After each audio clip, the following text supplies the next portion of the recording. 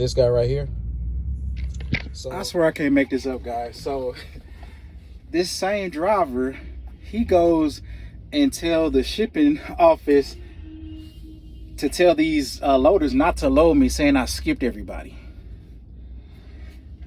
And the whole time, it was actually this other Wylie guy that was next to me that he was talking about, but he was persistent that was me. And even that guy, he's like, I think he meant me. He said, yeah, I did skip a few trucks, but I pulled back around. I'm like, yeah, this dude talking about I skip people. all right, everybody. So I am here on location. My CB radio is not working, so I tried a couple times to check in with them, but I'm about to, I guess, walk over here first and just find somebody and see where they want me to go. All right, so we just got checked in. The ladies were nice. I apologize for being late because I was supposed to be here yesterday, but that's another story. She told me it's okay. They're just glad I got here. She told me, and I'm not sure if I showed y'all this load because there was so much going on with it, but that's pretty much how I strapped it. Alternating pull throughout. Even when I use the 2-inch ratchets, is alternating pull. Alternating mean I have a hook, winch, and then I just choked it on the points where it's on my dunnage. And of course I did the center. I mean, I did it like layering. I did the first level, second level, and the third. So she told me only leave 2 straps, but I'm worried about that top one coming off if I have to move. So I'm just going to leave my middle, the bottom one in the middle, and we'll see how this goes. All right, everybody, so I removed my securement and I'm over here in the location where they want me to be. I really have to use the restroom, so I'm about to run and do that, and I'll try to get you some unloading footage in the process. All right, everybody, I don't know if it's because of the different altitudes I've been in coming up through these mountains here in Colorado, but now I'm in Utah. But I drank a lot of water, that's why I had to use the restroom. I was feeling, I felt fine, but my muscles were stiff and my lips were real dry and cracked. And my wife always says when that happens, that's a sign of like I'm being dehydrated. So I drank a lot of water. That's why I had to go. So he is unloading me quick. I'm gonna try to get some unload for. Yeah, he's already unloading me. Yeah, he's pretty much finished. He took off the first layer already while I was in there using the restroom. So I'm gonna try to get some more footage for y'all.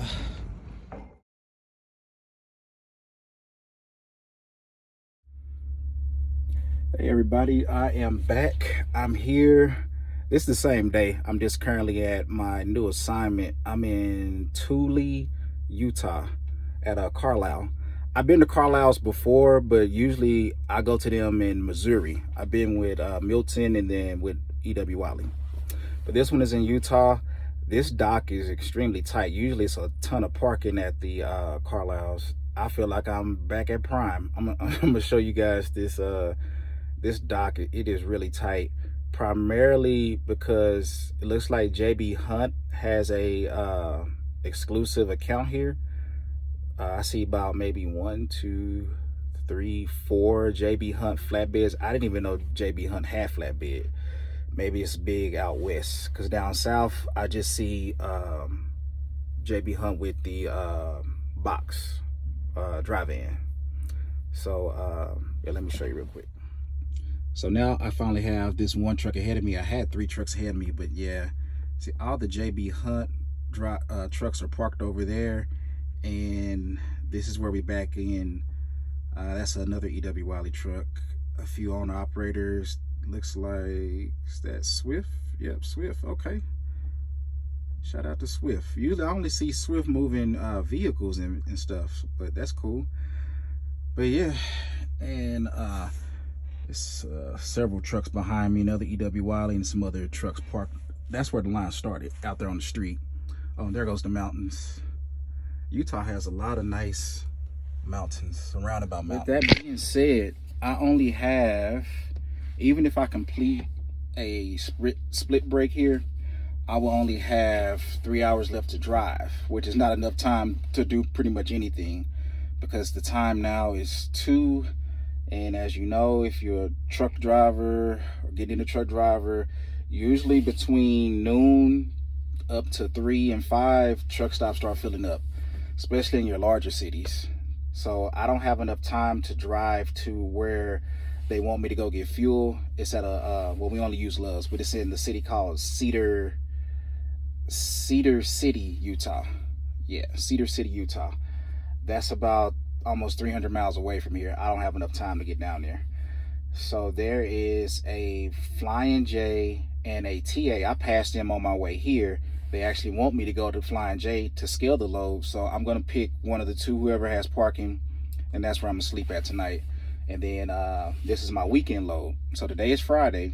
This load pushes me through the weekend. It's picking up here at Thule, and it's going 700 miles down to California, to Lancaster, California.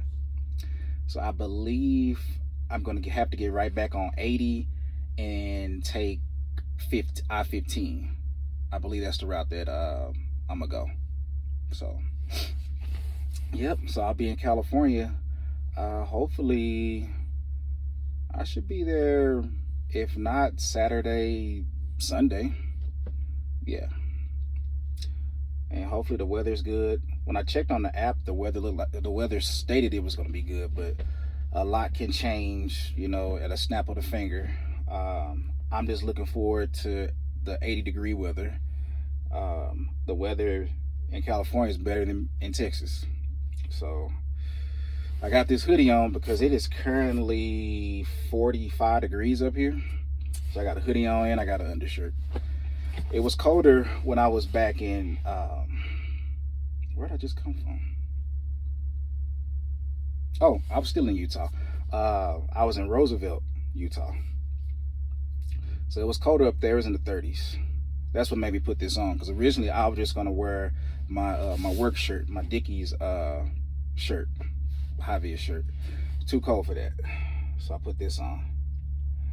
So yep, that's my weekend. I got some good recaps coming next week, or I can reset. I haven't decided. More than likely, I am gonna have to reset, especially if I push it real hard and I get down to California. I won't have no choice, because the place I'm going to, they're closed on the weekends. So there's somebody's son. He's running. I guess he's running for exercise, but he's running around. Luckily, this is not a busy dock, but the dock is short and tight, and he's just running. He a kid being a kid, but that's dangerous, letting him run around like that.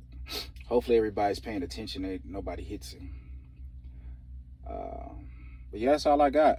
So like I said, I'm gonna pick this one up here in Utah, travel down I-15 down to California, Lancaster, and then from there, I'm not sure. I'm hoping I stay south.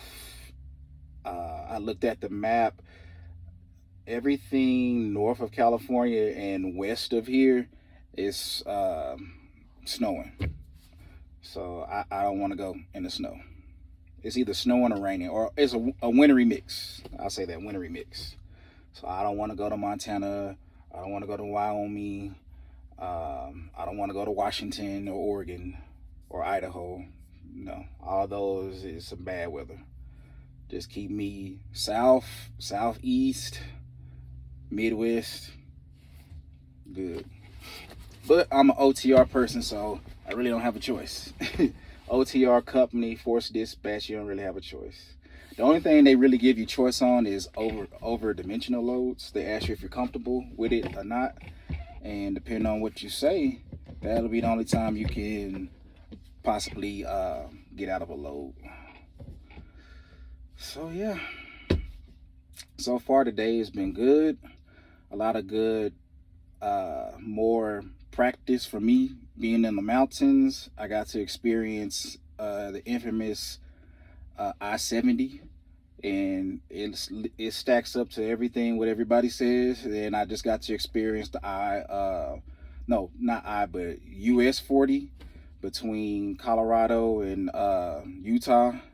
That was some vicious downgrades, several miles of 7%, then 80 just came off of that, coming through Salt Lake. That was some vicious downgrades, but I was empty, so that's different. So easier to keep the truck under control. I would think I was just using. I think I didn't go over the second level on my engine brake since I'm empty. Yep. Had some dead skin on my finger. Sorry about that.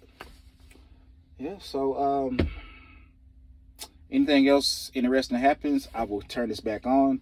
If not, the next time you guys will hear from me is in California. Peace. I'm so sorry, guys. I love watching the guys with the long nose truck back up. They just have like some type of elegance with them when they backing up, and it make it look easy too. And they don't even have hood mirrors. I still cheat and use my hood mirror, but man, these guys, I love watching long nose guys back up. He gonna be right next to me. So the only issue I've had at EW Wylie, ironically, has been with these older EW Wylie truck drivers, like this guy over here. That's his truck number. Hold on, this guy right here. So when I came in, I followed my GPS. EW Wylie, they don't provide us with a GPS.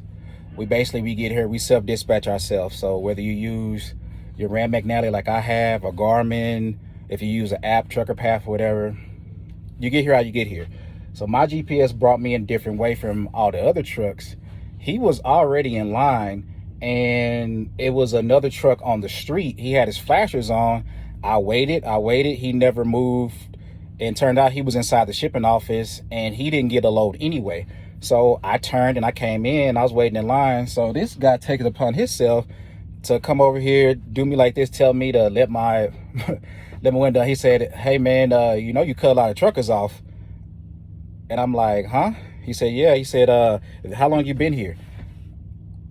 I didn't know what he meant by that, if he meant like how long I've been with the company or how long I've been actually here at this spot. And so I entertained. I said, "I've been with the company since December." And he was like, "Well, you know, truckers will get mad and they'll beat your ass." I said, "Dude, the day somebody do that to me, beat my ass, that'd be my last day as a truck driver." I said, "For your information, that guy didn't get a load and I didn't cut him off. I waited." He said, "I'm just saying, man, truckers." I said, Are you saying you gonna beat my ass?" He said, "Oh no, not me." I said, "Yeah." I said, "I will fuck you up and that dog." I wish folks just need to leave me. So I closed my door. So he's standing out there looking stupid. I closed my door. I ain't finna entertain that man. So I swear I can't make this up, guys. So this same driver, he goes and tell the shipping office to tell these loaders not to load me, saying I skipped everybody. And the whole time, it was actually this other EW Wylie guy that was next to me that he was talking about, but he was persistent that was me. And even that guy, he's like, I think he meant me. He said, "Yeah, I did skip a few trucks, but I pulled back around." I'm like, yeah, this dude talking about I skip people, and he had a nerve to go tell the shipping office to tell them not to load me. And I found this out because my loader said it. My loader said, "Hey man, just giving you FYI, man, your coworker, he went and told the shipping office that you skipped everybody, and for us not to load you." My wife told me to leave it alone. I'm gonna leave it alone. But at that point, I was ready to go do what I needed to do. But I didn't do anything. I just chopped it up with this dude. Damn, he told me his name. I met him before. I met him in Missouri. We both going to California. I hope this other guy's not going. But we all getting loaded with the same thing. It's another guy. He's pretty cool too. It's another EW Wylie guy. He said it, not me. He said, "Man, that guy is just entitled." I didn't say it. I just thought he assumed he was better than me. I guess that means entitled. I don't know. But that leads me to say, I've been meaning to say it. When I'm out, I'm very chill and I'm humble. I give people, grace and respect, and I intend to get it back. And it's crazy to me when I don't get that back. And my mom never raised me to believe and act as if I'm better than anybody else, because we all are humans. We might be in better circumstances, but I'm not better than, I wasn't raised to be that way. You can ask my friends, my family members, my co-workers. They will all tell you I've never said I'm better than this person, this, that, and the third. I'm just not that type of person. But I thought that was crazy, because he did disappear, and I'm like, well, maybe he just got back in his truck, because he was still trying to yap at me, and I just closed the door. I closed the door. And then he disappeared. I just thought maybe he either went back in his truck and there's a porta potty over there. Maybe he went over there. I really didn't care. But that's where he disappeared to. He went to the shipping office. But the guy was cool. I mean, he loaded me up right now. And he told me, he said, just be careful. Keep your eye on him. On the guy that that went and made that lie up. And I told him, like, that's crazy, because how could I skip everybody and not go check in when I put the paperwork on the back on the clipboard? He's like, yeah, you know what you think, but that's right. I'm like, yes. I'm like, I sat over there in the waiting line. It's on camera. I signed my name in. I checked in at 13:20 military time, 1:20. So for him to say I skipped people, that is crazy. That's crazy. I just mind my own business. I wish other people would do the same. Wish other folks would do the same. I am hoping they don't load me. I think they're gonna load me all the way up to the bumper, to my DOT bumper. I don't like that. I'm looking at everybody that has a flatbed, and we load it from the nose all the way to the back. And my reason for that, because I'm going to California.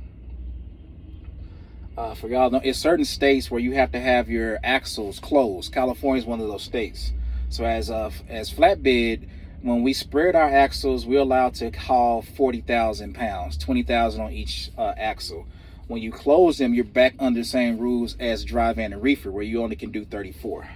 So once they load me up, and by the time I make it to the scale, and even if I were to come back here, they'll be closed. And if I'm overweight, I'm screwed. And I still got to get fuel.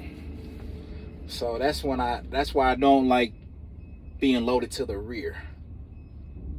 And I think he's loading me to the rear. On another note, I don't have to tarp this, but it's going to be tricky if I'm overweight. But we'll figure it out. We always do. I just wanted to remember I said, if anything crazy happens, I'll cut the camera back on. And that's the craziest thing that's happened. This guy has the nerve to say something to me, and he didn't even strap his load properly how they want us to do it. He didn't even X-strap the front or the back. So let me find out he said something to E.W. Wylie. I'll make sure I'll show him this video. I could drop down too.